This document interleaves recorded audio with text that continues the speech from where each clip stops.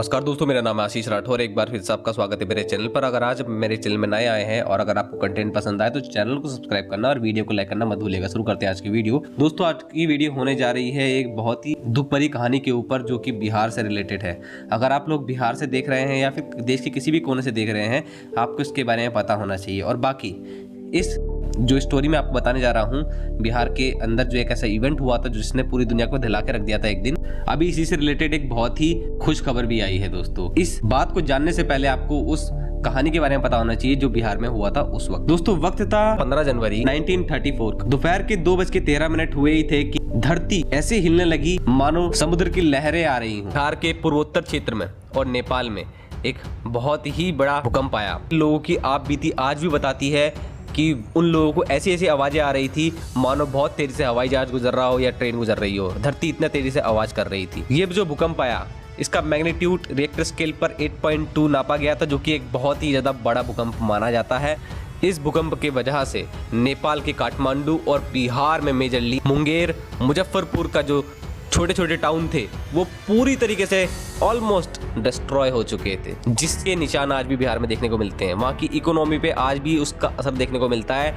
जितना बड़ा प्रलयकारी भूकंप था बिहार के लिए, वो आज भी बिहार को कहीं ना कहीं बहुत सारे स्टेट से पीछे ले गया था। इस भूकंप का रीजन था दोस्तों मेन फ्रंटल हिमालयन थ्रस्ट जो थी उसका धस जाना, और इसी कारण से वहाँ पर भूकंप छोटे छोटे अभी भी आते रहते हैं। बाकी ये भूकंप सबसे ज़्यादा बड़ा भूकंप था पिछले 300 सालों में। इस भूकंप के आने के बाद लोगों में अफरा तफरी मच गई। 1 लाख लोग कुछ ही सेकंडों के अंदर बेघर हो चुके थे। कई सारे घर, बिल्डिंग, सब कुछ इंफ्रास्ट्रक्चर वहाँ तबाह हो चुका था। 10,700 से लेके 12,000 लोगों तक की मौत की खबर वहाँ पे अभी भी बताई जाती है कि हुई थी। उसी टाइम पर हमारे बहुत से फ्रीडम फाइटर भी हमारे देश को आजाद कराने के लिए लड़ रहे थे। जैसे ही ये खबर फैली, बहुत सारे क्रांतिकारी वहां पर पहुंचे और लोगों की मदद करी। गांधी जी, राजेंद्र प्रसाद जी जैसे कई सारे लोग वहां पर पहुंचे। अब यहीं से बात मैं आपको बताता हूं कि क्या हुआ था रेलवे इंफ्रास्ट्रक्चर के साथ में। बिहार के अंदर बिछा हुआ एक बड़ा ही खूबसूरत रेलवे इंफ्रास्ट्रक्चर पूरी तरीके से तबाह हो चुका था। कोसी नदी पर बना हुआ एक पुल पूरी तरीके से ढह चुका था, और एक बहुत ही ज़्यादा दुखद बात थी वहाँ के लोगों के लिए, क्योंकि इसी वजह से मिथिलांचल और कोसी सीमांचल, इन दोनों के बीच में अब रेलवे नेटवर्क नहीं रहा था। उस वक्त वहाँ पर निर्मली सरायगढ़ मीटर गेज हुआ करती थी। एक भी पार्ट बिल्कुल भी सही नहीं बचा था, वहाँ के रेलवे अधिकारियों का ये कहना था। बहुत से आर्टिकल जो बहुत पुराने छपे हुए हैं, वहाँ पर अधिकारियों ने अपनी पूरी दास्तां बयां करी है। उन्होंने जहाँ जहाँ पर भी जाकर के देखा, एक भी हिस्सा ठीक से अपनी जगह पर नहीं था। इतना तेज डोली थी धरती उस वक्त की, एक भी ट्रैक जगह पे नहीं बचा। धीरे धीरे वक्त बीतता गया। मिथिलांचल के लोग अब सीमांचल के लोगों से रेलवे नेटवर्क के थ्रू नहीं जुड़े हुए थे। रेलवे का प्रसार भी इतना तेज नहीं था उस टाइम पर। वक्त बीतते बीतते देश आज़ाद होने के कई सालों बाद भी इस रेल लाइन की तरफ देखा नहीं गया कि इसे दोबारा से चलाया जा सके। 1934 के बाद आखिरकार 2003-4 के बीच में अटल बिहारी वाजपेयी जी की जो गवर्नमेंट है, उसमें फैसला लिया गया कि इस रेलवे पुल को, जो कोसी के ऊपर बना हुआ था, इसको दोबारा बनाया जाएगा, क्योंकि यही सबसे मेन पुल था। इस पुल को बनाने के लिए 22 किलोमीटर का एक रेल परियोजना का दोबारा से शिलान्यास किया गया। ये 22 किलोमीटर की जो रेलवे परियोजना थी, ये थी निर्मली सरायगढ़ रेलवे परियोजना। ये 22 किलोमीटर की होने वाली थी।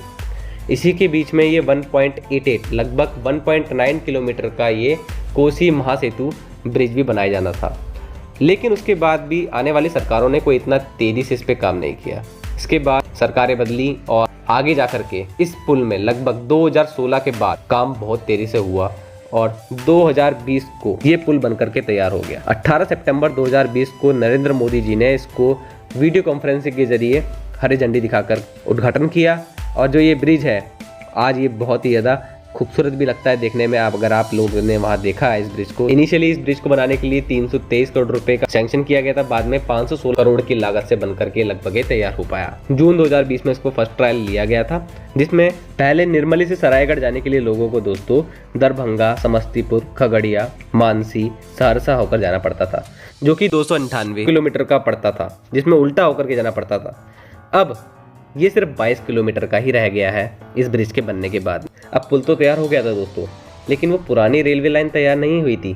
दरभंगा से सहरसा के बीच में वाया झंझारपुर मधुबनी में है। इन पिछले 15 से 20 सालों में लगभग 2003 से अभी तक के समय में कई छोटे छोटे फेसेस में गेज कन्वर्जन का काम हुआ। जैसे कि एग्जांपल के लिए दरभंगा से झंझारपुर गेज कन्वर्जन का काम 2016 से 2022 के बीच में लगभग पूरा किया गया।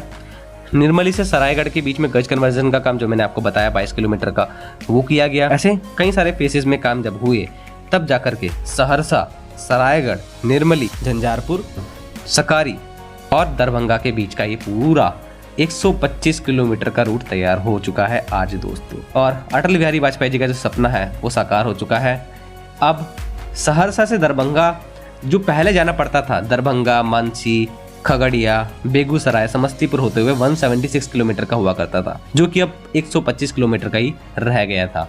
7 मई 2022 को दोस्तों इसी महीने स्पेशल DMU ट्रेन के जरिए रेल मंत्री अश्विनी वैष्णव जी ने और बहुत सारे ऐसे लोगों ने जिन लोगों ने इसके लिए बड़ी मेहनत करी प्रोजेक्ट के लिए, उनकी उपस्थिति में पहली ट्रेन को इस रूट पर चलाया गया और अब वहां पर 3 और लोकल ट्रेनें चला दी गई हैं डेली बेसिस पे।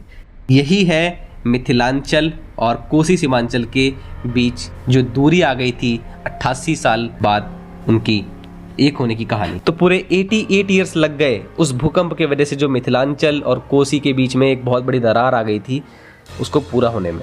दोस्तों हिस्टोरिक दृष्टि से ऐसे बहुत से जगहें हैं जिनमें बहुत ज़्यादा लोगों को फ़ायदा होने वाला है इस रेलवे लाइन की वजह से। जैसे कि झंझारपुर जो कि मधुबनी में है। मधुबनी के 20 लाख की जो आबादी है वो पूरी तरीके से रेल कनेक्टिविटी से कट गई थी सहरसा से। सहरसा जो पड़ता है दोस्तों वो कोसी सीमांचल के हिस्से में पड़ता है। तो कोसी सीमांचल पहुंचने के लिए मधुबनी के लोगों को पहले दरभंगा जाना पड़ता था उल्टा, और फिर दरभंगा से उनको सहरसा जाने के लिए ट्रेन मिला करती थी, जिसमें लगभग 7 घंटे का वक्त निकल जाता था, जो कि पूरी तरीके से अनफेयर था वहाँ के लोगों के लिए। बल्कि वो कितना नज़दीक थे, ज़्यादा पैसे भी लगते थे और व्यापारिक लोगों के लिए भी ये बहुत ज़्यादा घाटे का सौदा होता था ट्रेन से जाना। अब इस रेल लाइन के बाद झंझारपुर सहरसा के बीच में जो नया ट्रैक बना है ब्रॉड गेज का, वो बहुत ही कम दूरी रह गई है और लगभग 3 से 3.5 घंटे में वहाँ पे ट्रेन पहुँच जाती है। तो मिथिलांचल का दरभंगा, कोसी सीमांचल का सहरसा अब एक दूसरे से जुड़ चुके हैं, जिससे कि ओवरऑल बिहार के इस पूर्वोत्तर क्षेत्र में बहुत ही ज़्यादा विकास आना चाहिए, क्योंकि रेल जो होती है जहाँ भी पहुँचती है वहाँ पर विकास जरूर लेके आती है। सस्ता माध्यम है और लोग इसके द्वारा कई तरह के ट्रेड भी कर लेते हैं आसानी से कम पैसों में। तो दोस्तों अब इसको और भी आगे एक्सपेंड करने की बातें चल रही हैं। बहुत छोटे छोटे और भी प्रोजेक्ट हैं जो इसी रेल लाइन से कनेक्टेड होने वाले हैं भविष्य में। उनके बारे में ज़रूर मैं आपको जानकारी देने की कोशिश करूँगा अगली वीडियो में, जब भी मेरे को मौका मिलेगा। आज के लिए दोस्तों आप लोगों का क्या कहना है इसके बारे में? अगर आप लोग बिहार से देख रहे हैं, अगर उसी स्टेट से देख रहे हैं जहाँ पर ये काम हुए हैं, तो अपने विचार जरूर व्यक्त करना कमेंट सेक्शन में, जिससे कि लोगों को और भी जानकारी मिले इस प्रोजेक्ट के बारे में। आज के लिए दोस्तों इतना ही। वंदे मातरम, भारत माता की जय।